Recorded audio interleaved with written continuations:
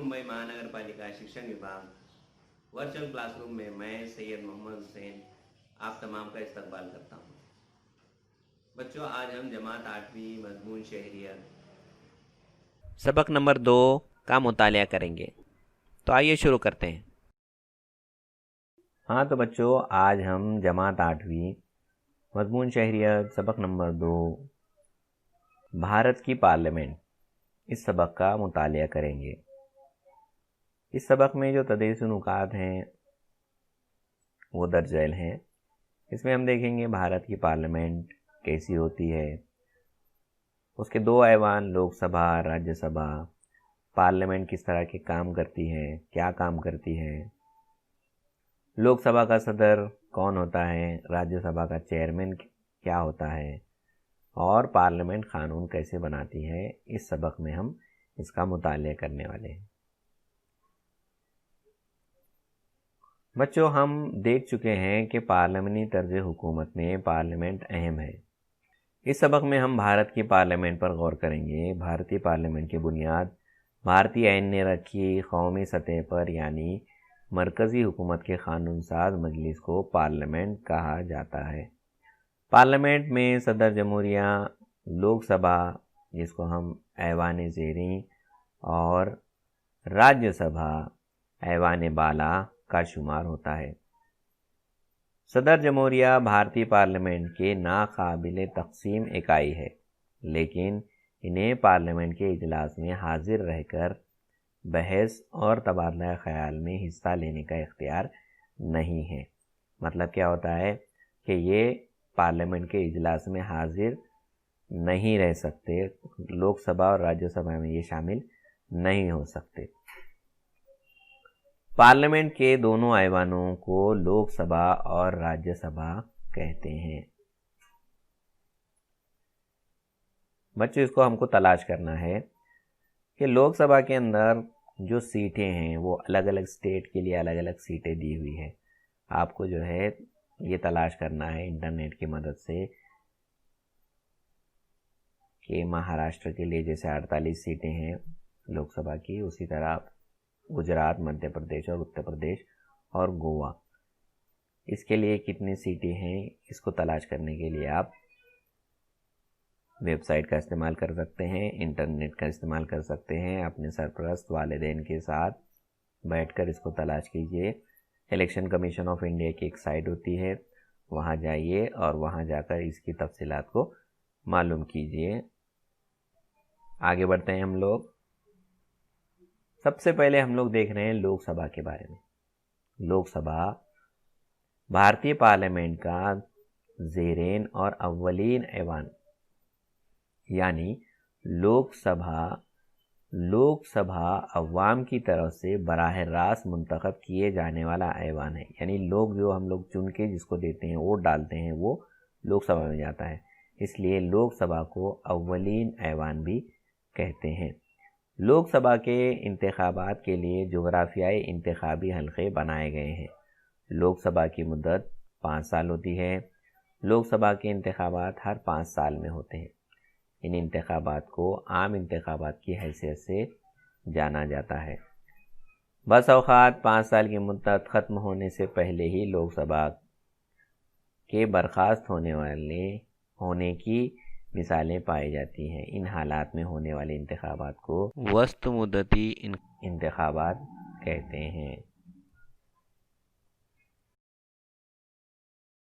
लोकसभा मुल्क के अवाम की नुमाइंदगी करने वाला ऐवान है।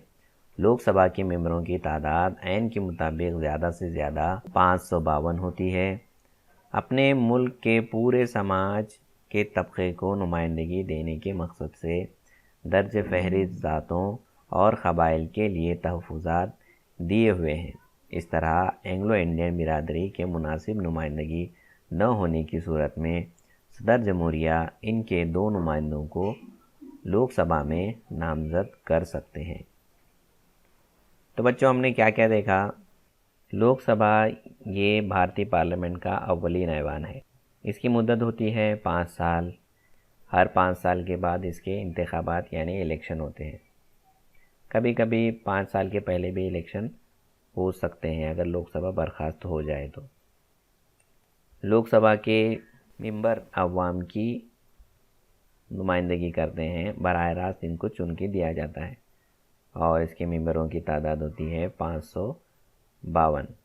کچھ ایسے طبقے جو کہ درجہ فہرست ذاتوں اور قبائل کے ہوتے ہیں، ان کے بھی تحفظات لوک سبھا میں کیے جاتے ہیں، اور اگر اینگلو انڈین برادری کا شمار نہ ہو تو صدر جمہوریہ کوئی 2 ممبران کو لوک سبھا میں نامزد کرتے ہیں۔ یہ ہو گئے لوک سبھا کے بارے میں اتنے اہم معلومات ہیں۔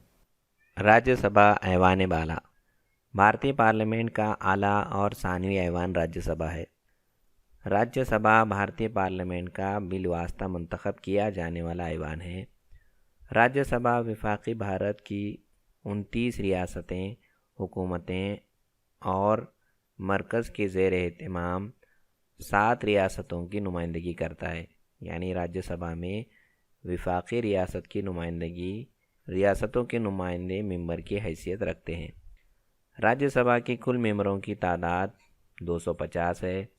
اس میں سے 238 ممبران مختلف ریاستوں اور مرکز کے زیر انتظام علاقوں سے منتخب کیے جاتے ہیں۔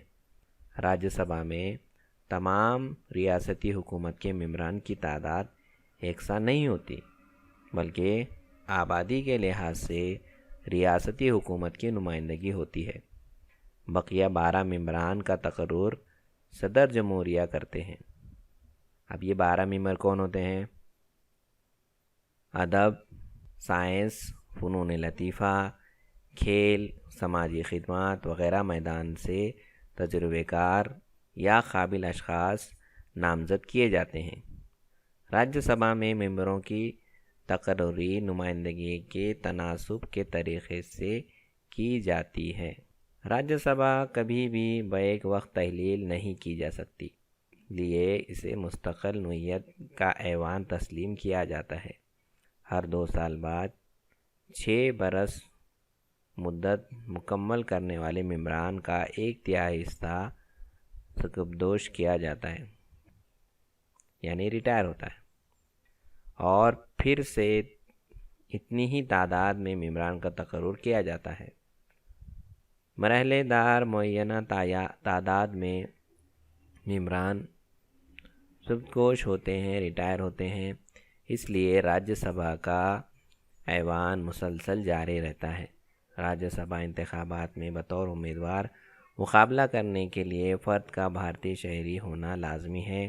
اس کی عمر 30 سال مکمل ہونی چاہیے۔ لوک سبھا اور راجیہ سبھا کے ممبران کو پارلیمنٹ کہا جاتا ہے۔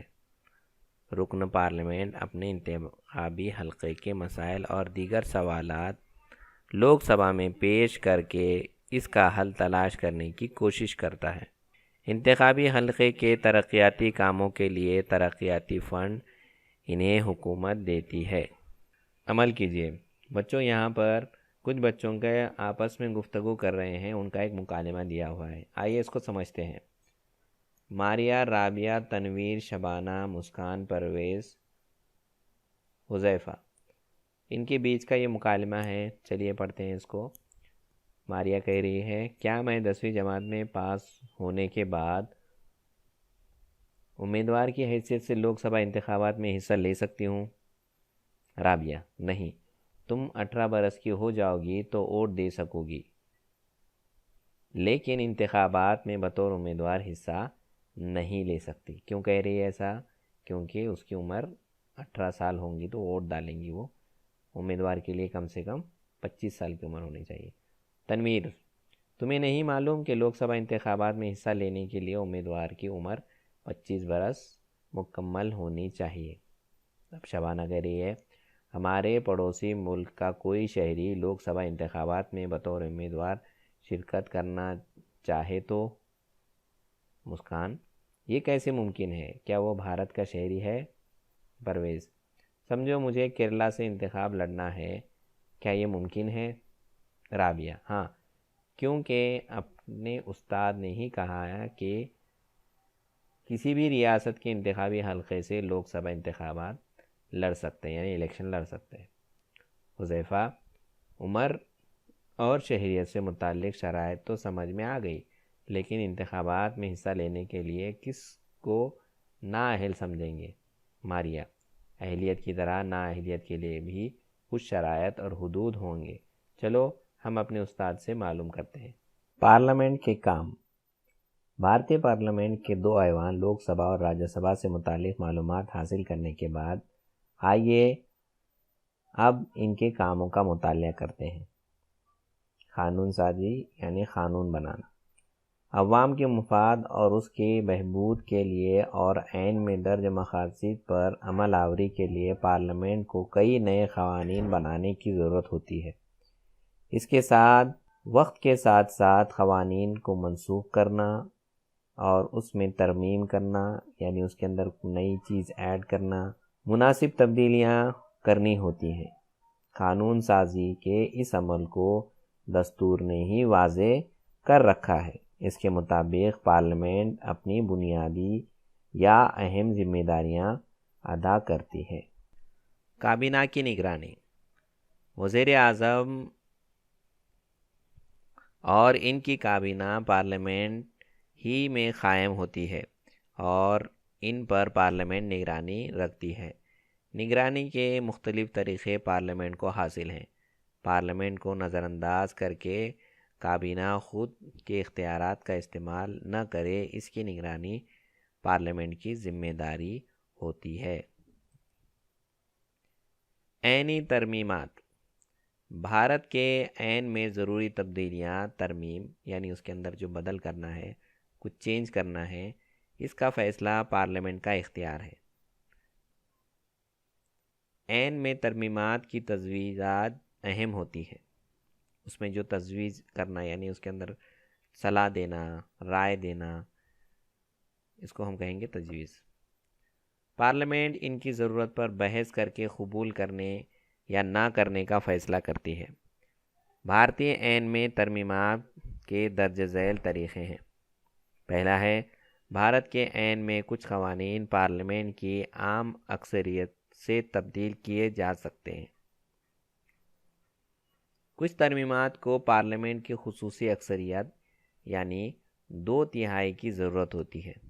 اور تیسرا ہے، کچھ قوانین پارلیمنٹ کی خصوصی اکثریت سے زیادہ اور آدھے سے زیادہ وفاقی ریاستوں کی منظوری سے تبدیل کیے جا سکتے ہیں۔ یعنی الگ الگ جو ہمارے ملک میں 29 ریاستیں ہیں، ان کی صلاح مشورہ کر کے وہ قانون کو تبدیل کیا جا سکتا ہے۔ لوک سبھا کا صدر۔ لوک سبھا کے انتخابات کے پہلی نشست میں لوک سبھا کے ممبران اپنے ہی درمیان سے کسی ایک رکن کو بطور صدر اسپیکر اور ایک کو بطور نائب صدر منتخب کرتے ہیں۔ لوک سبھا کے صدر کی رہنمائی اور نگرانی میں لوک سبھا کے کام کاج چلتا ہے۔ لوک سبھا بھارتی عوام کی نمائندگی کرتی ہے اور صدر لوک سبھا کی نمائندگی کرتا ہے۔ لوک سبھا کا صدر منتخب ہونے کے بعد لوک سبھا کا کام کاج نہایت غیر جانبدارانہ طریقے سے یعنی بڑی ذمہ داری سے چلانا ہوتا ہے۔ کسی ایک کی سائیڈ نہیں لینا پڑتا ہے، کہ جیسا پارلیمنٹ کے اندر رولنگ پارٹی جو حکومت چلا رہی ہے اور ایک ہوتا ہے اس کے اپوزیشن، تو ان کو جو ہے برابر برابر انصاف دینے کا کام لوک سبھا کا جو صدر ہوتا ہے، اسپیکر، اس کا ہوتا ہے۔ لوک سبھا کے ممبران کو عوامی نمائندگی ہونے کی وجہ سے کچھ خاص اختیارات اور خصوصی حقوق حاصل ہوتے ہیں۔ صدر ان کا تحفظ کرتا ہے۔ ایوان کا کام ذمہ دارانہ طریقے سے چلانا، ایوان کا احترام قائم رکھنا، اصول و ضوابط کی پابندی کے ساتھ چلانا صدر کے فرائض ہیں۔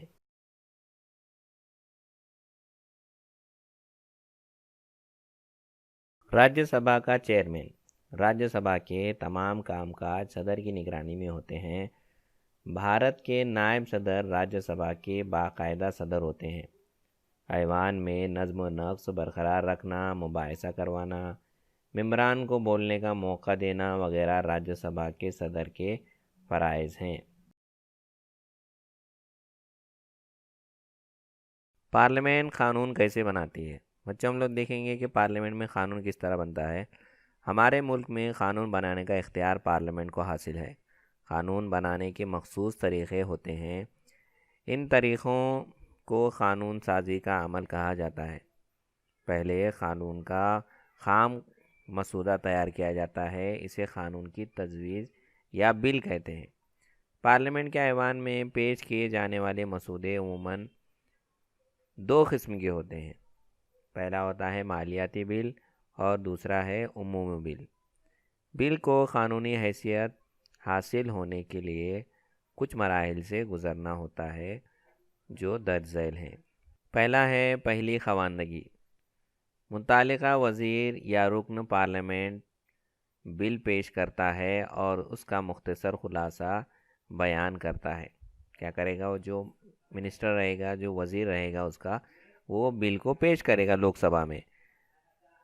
پہلے مرحلے میں بل کا مقصد پر بحث ہوتی ہے۔ ایوان میں جتنے پارٹی کے الگ الگ ممبران ہوتے ہیں جو اس کے بارے میں بول سکتے ہیں، وہ تمام اس میں حصہ لیتے ہیں بحث میں۔ ایوان میں شرکت ارکان پارلیمنٹ بل سے متعلق اپنے خیالات کا اظہار کرتے ہیں۔ بل سے متفق ارکان اس کے حق میں بحث کرتے ہیں، جبکہ اختلاف رکھنے والے حزب خلاف اس کی خامیوں اور کمیوں کی نشاندہی کرتے ہیں۔ دو چیزیں ہوتی ہیں، جن کو بل اچھا لگتا ہے وہ اس کی خوبیوں کو بیان کرتے ہیں، اور جن کو ایسا لگتا ہے کہ بل کے اندر کچھ کمیاں ہیں، کچھ خامیاں ہیں، وہ اس کی نشاندہی یعنی اس کو جو ہے پارلیمنٹ کو بتاتے ہیں، لوک سبھا کو۔ ایوان میں بل پر بحث و مباحثہ ہونے کے بعد ضرورت محسوس ہونے پر ایوان کی ایک کمیٹی کے پاس بھیجا جاتا ہے۔ اب بل کے اوپر اگر کچھ رائے نہیں ہو رہی ہے تو اس کو ایک سلیکٹڈ کمیٹی ہوتی ہے، اس کے پاس بھیجا جاتا ہے۔ بل غلطیوں سے پاک ہو کر اس لیے کمیٹی ہدایت اور اصلاحات پر مبنی احوال ایوان کو پاس بھیج دیتی ہے۔ اگر اس کے اندر کچھ خامیاں ہیں، غلطیاں ہیں، کچھ درست کرنا ہے تو وہ بل کیا کرے گی کمیٹی؟ اس کے اندر تجویزات کریں گی اور وہ ایوان یعنی پارلیمنٹ کی طرف، لوک سبھا کی طرف واپس بھیجتی ہے۔ اس کے بعد جو ہے اس کا دوسرا مرحلہ شروع ہوتا ہے، جس کو کہتے ہیں دوسری خواندگی۔ خواندگی کے دوسرے مرحلے کا آغاز کیا جاتا ہے۔ اس مرحلے میں بل کی دفعات پر بحث ہوتی ہے۔ ممبران اصلاحات کی نشاندہی کر سکتے ہیں۔ بعد ازیں اس پر ایوان میں رائے شماری کی جاتی ہے، اور جب بل واپس آتا ہے تو اس کے اوپر رائے شماری یعنی ووٹنگ کی جاتی ہے۔ اس کے بعد ہوتا ہے تیسری خواندگی۔ تیسری خواندگی کے وقت مسودہ قانون پر مختصر نظر ثانی کی جاتی ہے۔ مسودے کو منظور کرنے کے فیصلے پر رائے شماری کی جاتی ہے، ووٹنگ لی جاتی ہے۔ یہ قانون کے لیے ضروری کثرت رائے حاصل ہونے پر یہ مان لیا جاتا ہے کہ ایوان نے بل کو منظوری دے دی۔ پارلیمنٹ کے دوسرے ایوان میں بھی مسودہ مذکورہ بالا تمام مرحلوں سے گزرتا ہے۔ یہ جب لوک سبھا میں ہو گیا تو یہی کام جو ہے راجیہ سبھا میں ہو گیا، یہ تمام چیزیں وہیں پہ بھی ہوتی ہیں۔ دونوں ہی ایوان منظوری کے بعد جب راجیہ سبھا میں بل منظور ہو گیا تو اس کو منظوری کے لیے ہمارا جو صدر جمہوریہ ہے ان کی طرف بھیجا جاتا ہے۔ مسودہ قانون سے متعلق مرکز میں لوک سبھا اور راجیہ سبھا کے درمیان اختلاف پیدا ہونے کی صورت میں پارلیمنٹ کا متحد اجلاس ہونا نہایت ضروری ہو جاتا ہے۔ اور کبھی کبھی ایسا ہوتا ہے کہ کوئی بل ہے اور جو لوک سبھا میں منظور ہو گیا، راجیہ سبھا میں منظور نہیں ہوا، تو ایسے وقت میں کیا کرتے ہیں، دونوں ایوان یعنی لوک سبھا اور راجیہ سبھا کا ایک متحد یعنی جوائنٹ اجلاس بلایا جاتا ہے اور اس میں اس کو رکھا جاتا ہے۔ صدر جمہوریہ کی منظوری اور دستخط کے بعد مسودہ قانون کی شکل اختیار کر لیتا ہے اور وہ قانون تیار ہو جاتا ہے۔ یہ سمجھ لیجئے لوک سبھا اور راجیہ سبھا دونوں ایوانوں کو یکساں حقوق حاصل ہیں، لیکن کچھ اختیارات ایسے ہیں جو صرف لوک سبھا کو حاصل ہیں اور راجیہ سبھا کو نہیں۔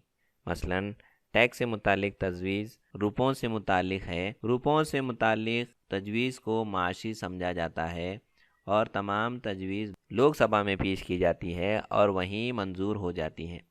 راجیہ سبھا کو اس معاملے میں بہت محدود اختیارات ہیں۔ کچھ اختیارات راجیہ سبھا کو حاصل ہیں لیکن لوک سبھا کو نہیں۔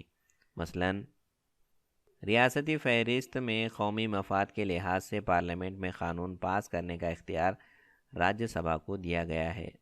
یہ بھی جان لیجئے، ملک کے وزیر مالیات ہر سال فروری مہینے میں ملک کا بجٹ لوک سبھا میں پیش کرتے ہیں۔ ریاستوں کے مسودہ کمیٹی میں بھی پارلیمانی طریقہ اپنایا جاتا ہے۔ ریاستی مسودہ کمیٹی کے منظور شدہ مسودے پر گورنر کی منظوری اور دستخط ہوتے ہیں، پھر مسودے کو قانونی حیثیت حاصل ہوتی ہے۔ تو بچوں، آج ہم نے بھارت کی پارلیمنٹ اس سبق کا مطالعہ کیا۔ امید ہے آپ کو یہ سبق سمجھ میں آ گیا ہوگا۔ اگلے سبق کے ساتھ ہم بہت جلد ملیں گے۔ اللہ حافظ۔